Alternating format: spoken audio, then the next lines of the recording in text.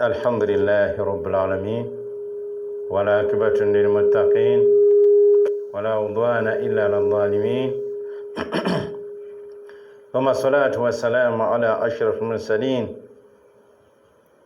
وإمام المتقين سيدنا وحبيبنا مولانا محمد صلى الله عليه وسلم. رب اشرح لي صدري ويسر لي أمري واحلل عقدة من لساني يفقهوا قولي. Atendezebwa Allah owekitiibwa, ebyengera n'emirembe bere ku kitwa nabbi waffe Muhammadin sallallahu alaihi wasallama, oyo yatujjira n'obusiraamu, yajja n'eddiini ey'amazima eryoke yeeyoleke mu ddiini endala zonna, newankubadde n'okutuusa kati abantu kikyabatawaanya emitwe. Mbagamba nti omuntu yenna atannajoyininga busiraamu obudde bukuyitako, era naawe okimanyi, ekintu kyonna ekitaliiko kkomo oba kitaliiko ntandikwa nnungi oba ekitaliiko biragiro bikugira ku kino nebikulagira ku kiri, ekintu ekyo naawe mu makaago oba ku mulimu oba tokyagala. Olwaleero Mukama Katonda bw'anaaba atwagalizza, tugenda kuyiga ku haqiqatu shukuri, obutuufu bw'okwebaza. Nasomesaako obulungi bw'okwebaza, nembukulaga mu Qur'ani mwonna, kumpi Qur'ani yonna yajjulamu kwebaza. Muganda wange oteekeddwa okwebaza, naye okwebaza abantu abasinga obungi tebamanyi kibayita kwebaza. Nenaali yagadde omanye ebigambo bino nga tutandika topiki yaffe. Okwebaza ashukr la yuqaalu illa fi maqabalati naima, tekwogerwa era tekubaawo okuggyako ku muntu aba akkiriza ekyengero ekyo. Fakullu shukrun hamdu, buli kwebaza kuba kutendereza. Walaisa kullu hamdi shukri, naye zikirimu nti buli oba otendereza oba weebazizza. Tukozesa ekigambo alhamdulillah mu ngeri bbiri oba okusingawo. Osobola okugaa nti alhamdulillah bini'matihi tatimmu salihat, nga weebaza ekirungi kyofunye, osanyuse naye ate era oyinza okwebaza Allah n'ogaa nti alhamdulillahi ala kulli haali. Tukusanze mu kkomera tugaa nti naye kino wakoze kyaki, n'otandika okunnyonnyola n'ogamba kyabadde bwekiti kyabadde bwekiti, nenkola bwenti, nagenza okulaba nga nkola bwenti, naye alhamdulillah ala kulli haali. Buli ngeri yonna neebaza Allah, tewali kyakola. Naye ekyo tekiri ku shukuru. Shukuru kirala, tugambye nti shukuru esobola okubeerawo nti fakullu shukuri hamd, buli kwebaza Allah kuba kutendereza. Naye kitegeeza nti kullu hamdu shukuri, walaisa kullu hamdu shukuri, tekiri nti buli kutendereza Allah kuba kwebaza. Wa kullu hamdu madh, ate buli kutendereza kuba kusuuta nakuwaana Allah. Walaisa kullu madh hamda, naye tekitegeeza buli kuwaana kuba kutendereza. Era tunuulira Nabbi Muhammadin sallallahu alaihi wasallama bwe yayogera nga abamanyi bamaze bwe baawulira ebigambo bye bagamba nti okumanya okwebaza kintu kikulu buniya ad-din al-islam ala qa'idatain, eddiini yona obusiraamu yazimbibwa ku mpagi bbiri, adh-dhikr wa shukr, okwebaza Allah, manya okutendereza Allah oba okwogera ku Allah n'okwebaza.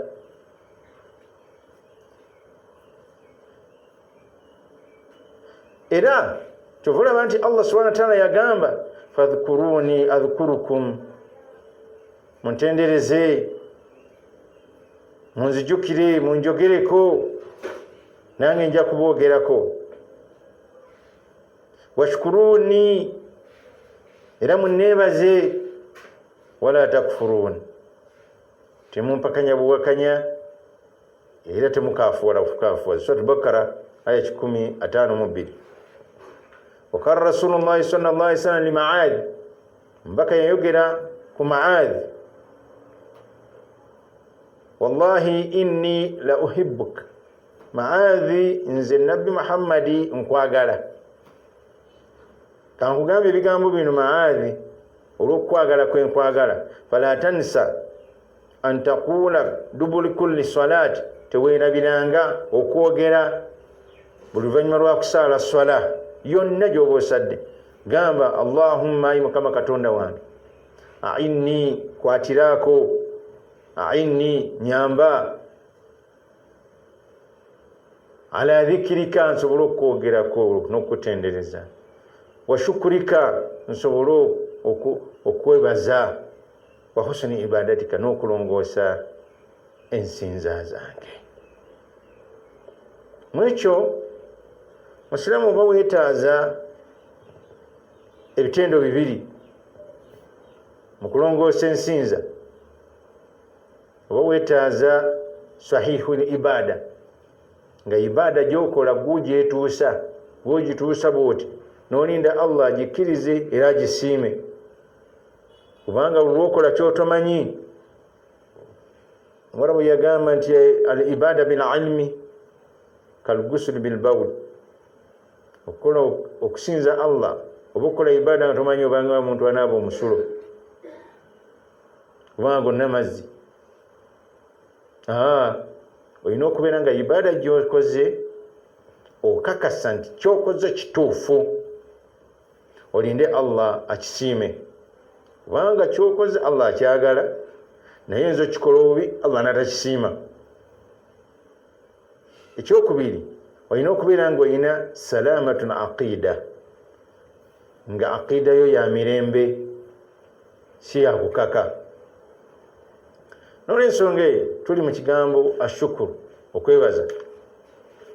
Shukuru, okwebaza kintu kikulu nnyo, nga bwe twakyogerako mu Qur'ani ekitiibwa nti omubaka Muhammadin sallallahu alaihi wasallam bwe yajja n'eddiini eno Busiraamu yayogera ku kigambo shukuru n'ayitiriza, era yayogera n'agamba nti abantu ffenna mwebyo bye yayogera, nga nti mwebyo bye yayogera twali badde tumanyi okwebaza. Tulaba nti Qur'ani yonna yajjulamu kwebaza Allah subhanahu wa ta'ala, era lumu nakugamba wano nti buli ibada yonna bagiteekako ekkomo ng'eyita ku mashi'atullah, ku kwagala kwa Allah. Naye okwebaza Allah teyakuteekako kkomo. Kati olwaleero twagala tulabe haqiqatu shukuru, obutuufu bw'okwebaza, wa makanatuhum inda salaf, n'abaatusookawo ekifo ky'okwebaza bakitwala batya. Kana hadithun fima madha, hadisi ez'omubaka Muhammadin sallallahu alaihi wasallama zizze tuzitubuulira mu biise, ayatu karim, aya ez'ekitiibwa nazo zizze zitubuulira an fadli shukri, ku bulungi bw'okwebaza. Wa idhamu makanatuhum inda Allah, n'onkizo ekifo kye okwebaza kye kuyina maaso ga Allah subhanahu wa ta'ala. Era bwino mungi ayise mu Qur'ani ey'ekitiibwa ng'akutegeeza nti okwebaza nsonga nnene. kyobola nti Allah yagamba faman shakara faman yashkuru fa innama yashkuru li nafsi, omuntu yeyebaza yebaliza nafsi ye. waman kafara fa inna Allah ganiyyu hamid, omuntu awakanya Allah n'agana okumwebaza, Allah ganiyyun mugagga hamidun atenderezebwa. tulaba mu surati insan oba dahari Allah yagamba imma shakiran wa imma kafura. byonna bitwawa omuntu tumunoonyamu ebintu bibiri, oba yebaza oba asiriwala. olera naye bulwobeera nga otegedde Allah subhanahu wa ta'ala kyekyakutonza, oba olina kubeera ng'omwebaza. tusaba Allah subhanahu wa ta'ala atuwe okumwebaza. ola yagamba ma yafalu Allah bi'adhabikum, Allah talina budde kubabonereza in shakartum, bwe munaaba mumwebazizza, wa amantum, ne mumukkiririzaamu, wa kana Allahu shakiran alima, okuva edda Allah musiimu era mumanyi. ebyo nno bisuratu nisaa'i aya 147 ngezaako okujjukiza nga kitegeeza in addaytum wafaitum ma khuliqtum lahu wa huwa shukrun wal iman fama asnau bi'adhabikum. nga kyategeeza senga munamwebaza Allah ne mumukkiririzaamu nti Allah ne mutasinza bitaliye, talina budde bubookya muliro, talina budde bukugaana kufuna by'oyagala kufuna. era bw'owuliranga ng'embeera tetayedde bulungi, tunuulira okwebaza kwe eri Allah. kwogenda okuyiga kati beebaza batya? naam, era kyova olaba nga Allah yagamba wakadhalika fattanna ba'duhum bi ba'dhin, nabwe kityo twagezesa abamu ku bannaabwe, liyaqulu, abantu balyoke bagambe ahaulai manna Allahu alaina min bainina, abo Allah beyawa fe, Allah tatulabawo. naye Allah addamu n'agamba alaysa Allahu bi'alam bishakirin, nemulowooza Mungu tamanyi beebaza? oyagala gwe amalega kuwalo ng'ate teweebaza. omuntu alowooza, nakugambye dda, buli lwogamba nfunye alhamdulillahi rabbil alamin, noyisa n'emikono mu kyenyi ng'olowooza nti weebaziza Allah, weebale nnyo ssebo. si kyekyo, njagala leero otegeere beebaza batya. era kati tetujja kulaga balala wonna, tutegeere ekigambo ekyo. era tugenda kwogera huna kati esaawa zino ana ashuru shukri, ku nsibuko y'okwebaza, wa hakikatihi, n'obutuusu bwayo, wa isharatu ila makanatuhu inda salafun salih rahimahumullah. era tugenda kusongako kukulaga ekifo kyakwo ky'okwebaza abatusookawo bayita basalafu salih, abalongoofu abatusookawo. amma asru shukri wa hakikatuhu huwa i'tirafu bi'in'ami mun'im ala wajhi khudu'i lahu wa dhulli wa mahabba. nti ensibuko y'okwebaza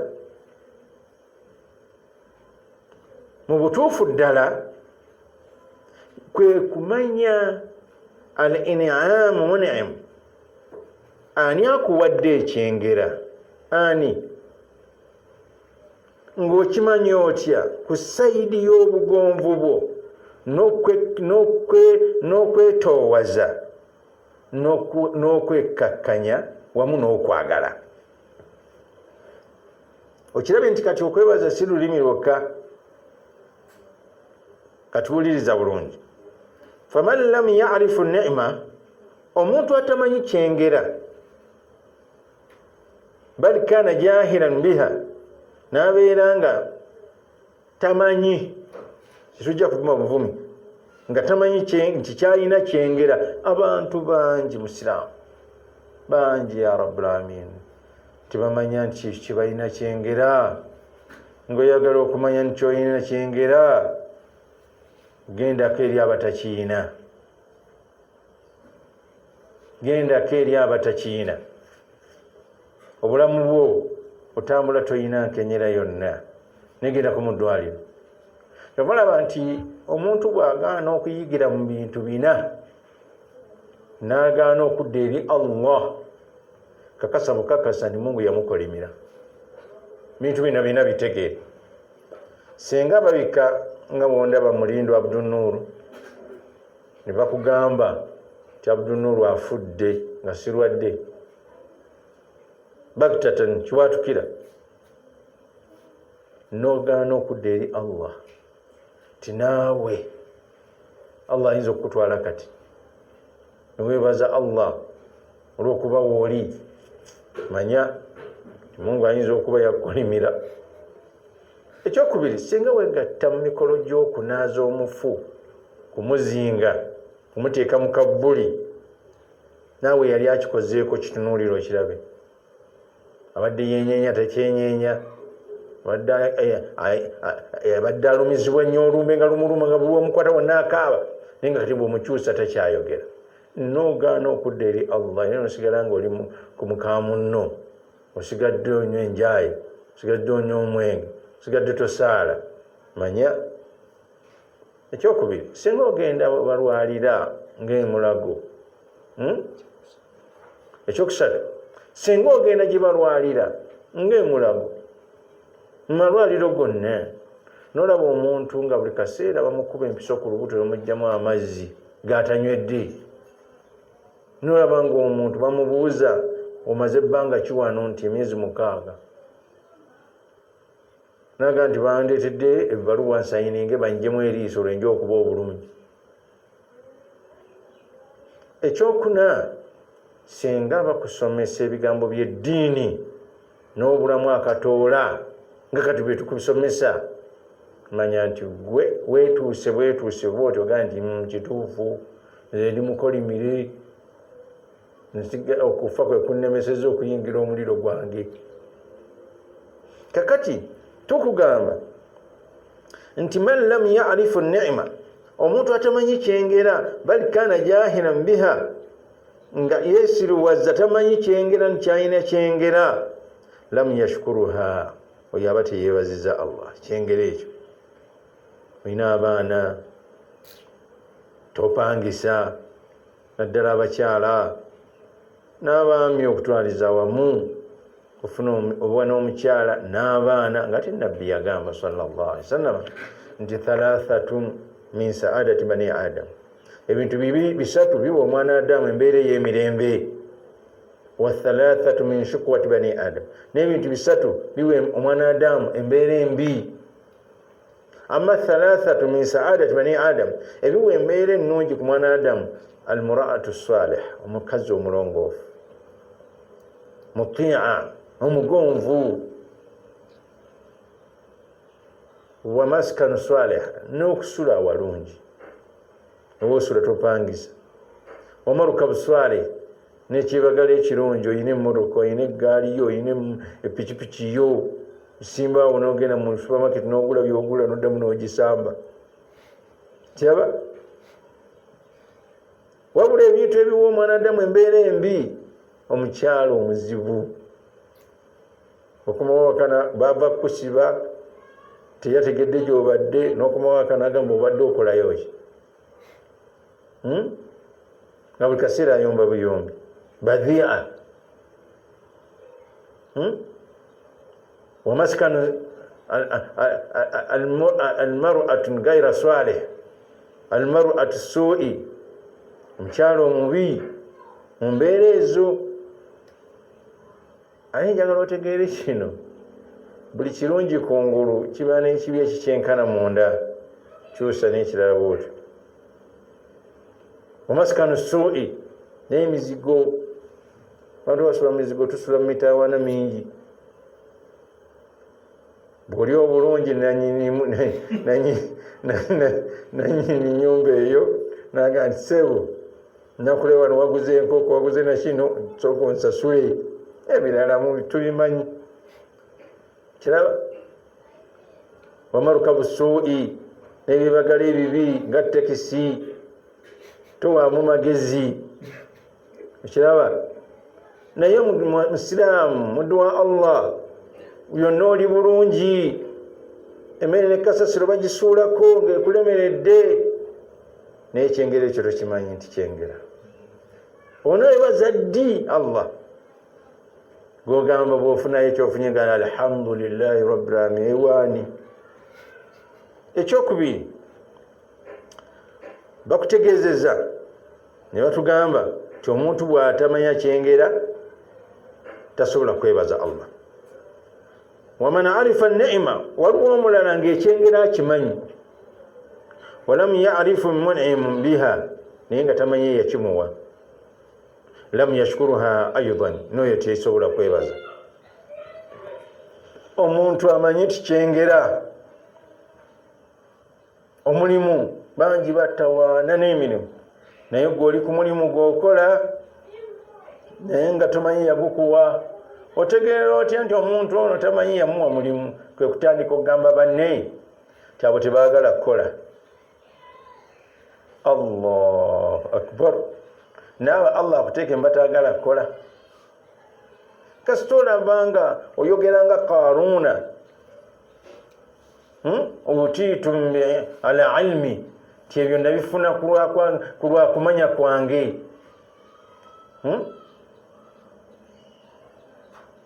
waliwo akalwaliro akamu kenagendako nga kasoma nti gifted hand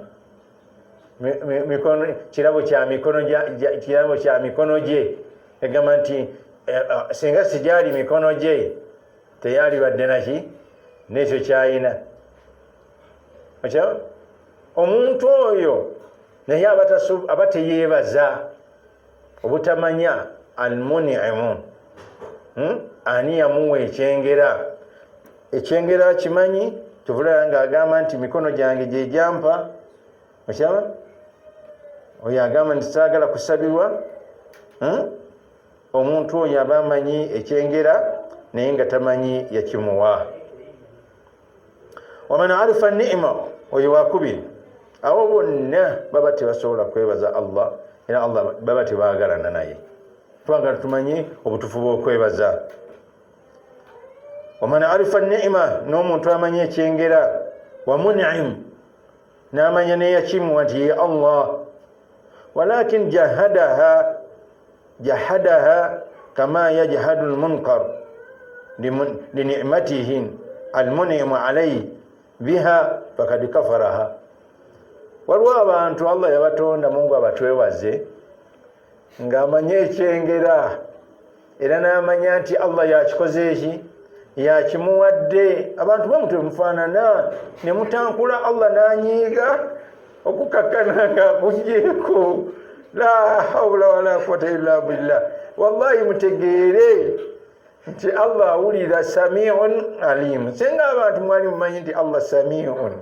awulira alimun mumanyi basirun alaba okulaba kwa Allah kuli munda singa nemwogera bigambo bino bimwogera omuntu amanyi ekyengera amanyi nti ne Allah yakikola ki yakimuwa naye akirwanyisa olwanyisa yakompitinga ne Mungu nojja n'omugamba nti wayi waswa ng'aguze pikipiki bukisa mpya nojja omwebalizeeko nangamba osiri walaki buno obwana bwa Abdunnuuru bufunye wano emmotoka ndaba Kayunusu kayina emmotoka 2 ffe tukoze mwawino wano okumala ebbanga neraba nina kapikipiki ako olaba nfunye nnyo kiba kitegeeza nti amanyi eyamuwa akiraba nti kyengera amanyi neyakimuwa naye alaba nga Allah mulyazaamaanya obulyazaamaanya bwa Allah bw'alina tabulabangako okuwa gundi ekingi ye naafuna kitono omuntu oyo aba mukafiiri kubanga Allah yayogera mu Qur'an ekitiibwa mu Surah Zukhruf n'agamba nti ahum yaksimuuna rahmata rabbi awo batematema bateekateeka okusasira kwa Katonda waabwe nahnu qassamna bainahum maishatahum fi lhayati dunya Allah yatematema wakati maishatamu enkola yamanya enfuna yaabwe fil hayati dunya mulamuno obwensi warafana ba'dhum fawqa ba'd darajat netusatula abamu ku bannaabo waggulu wa bannaabo amadaala Allah yattona nga tetuli kyekimu liyattakhidha ba'dhum ba'dan sukhriya abamu basobole okubeera abawansi eri bannaabwe wa rahmatu rabbika khairu ma yajma'un naye okusasula kwa katonda wo kwe kusinga obulungi okusinga ebyo ebikuŋŋaanyizibwa nolaba abantu abagagga ensi mulimu abantu abagagga naye nga tebeebaka Allah ayinza okukuwa ebyobugagga nga tubira bingi naye nga wasula mu muzigo akusinga obulungi kyo tunulira ku mukozi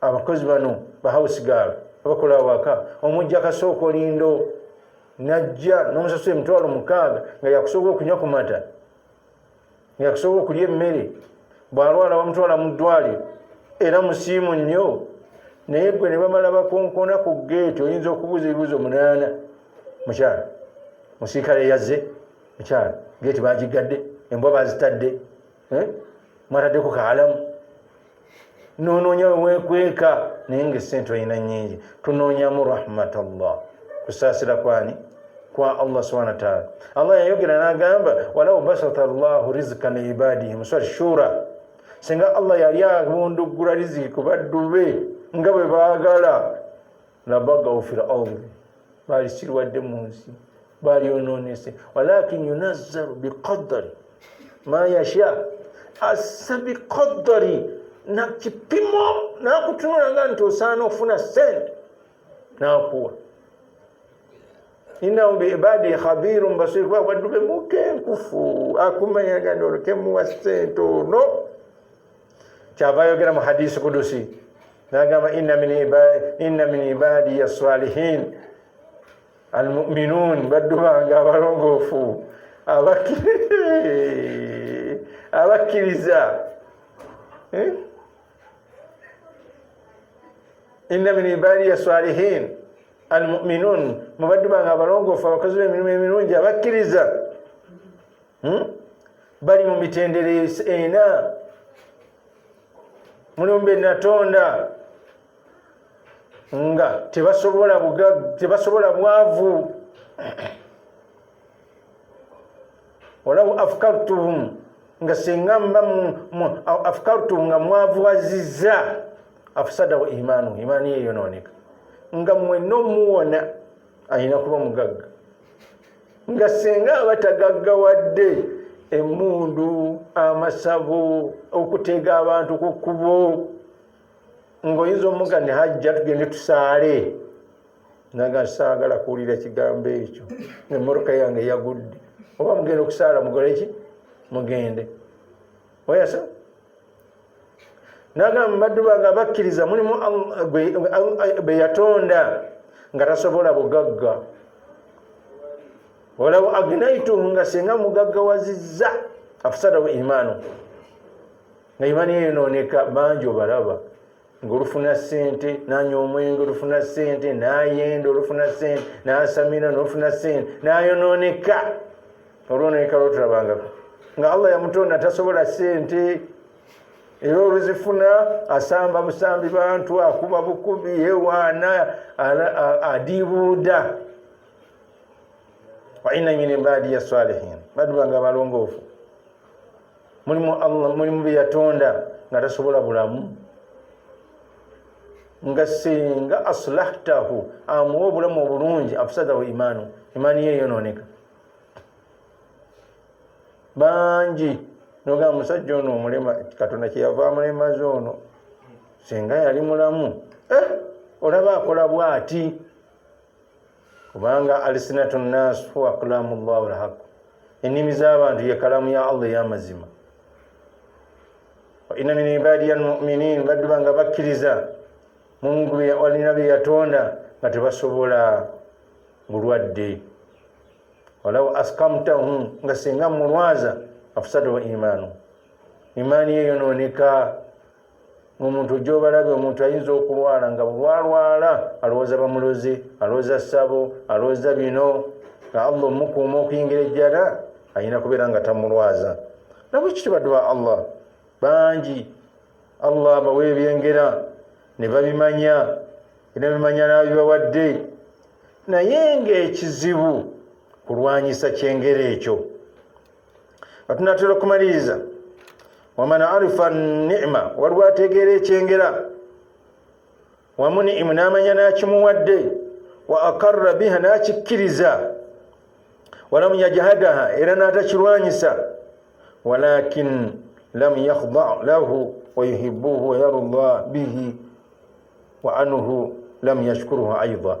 Ategedde ekyengera amanyi n'akimuwadde naye nga tekisobola ate kumufuga kusinzizaamu Allah nakutegeeramu Allah. Afunye ekyengera n'amanya dda nti Allah yakimuwadde, afunye hipsam, afunye emmotoka ey'ebbeeyi naye olugifunye nemugaana okusaala, agenze mulaale ateekamu abakazi emuviriddeko okunywa omwenge naye nga yamanya nti kyengera Allah yakimpadde, natagonderamu Allah, takoledde emirimu gya Mungu. Alinga mukyala oba musajja obadde tolina mukyala oleesa awaka omukyala ate ojooga mu jooge, ofumbiddwa ate bala ojooga mu jooge, kiraba nakisembayo kigamba waman arfaha n'omuntu amanya ekyengera wa arfamu ni'imu biha n'amanya eyakimuwa nga ye Allah wa khada lahu n'aba mugonvu mu kyengera ekyo wa ahabbahu n'ayagala Allah mu kyengera ekyo wa yarda bihi n'akisiima wa anhu n'asiima ne Allah nyanyini kukimuwa wastamalaha n'akikozesa fi mahabbihi wa ta'atuhu mu kwagala Allah n'obugonvu. Funye sente n'ozimba emizikiti, ofunye sente n'ozimba enzizi, ofunye sente n'okola amalwaliro, ofunye kyofunye nekikuleetera kuyamba banno, olina amagezi tandika okusomesa banno. Fahadha huwa shakiru lahu, yeyeebaza Allah. Kyokolaga nti abamanyi bakutegeeza nti okwebaza kwa bika bisatu. Bw'ogatta ebinka bisatu oba omaze okwebaza olina okwatuza olulimi nogamba neebaza Katonda, n'omubiri gwo ne gubeera nga gukakasa okwebaza Katonda okwo, n'omutima gwo nga gukakasa okwebaza Katonda oba weebaziza Katonda. Nfundikira ebigambo byange bino ng'ambaga nti abantu twebaze Allah, tudde eri Allah tumwebaze okubayita okwebaza baganda bange, naye si kugamba buli kaseera alhamdulillahi rabbil alamina, alhamdulillahi rabbil alamina waawa. Teekamu ensonga ezo ziddemu oziwulirize ojja kuba weebaziza. Wassalaamu alaykum wassalin walhamdulillahi rabbil alamin. Salaamu alaykum.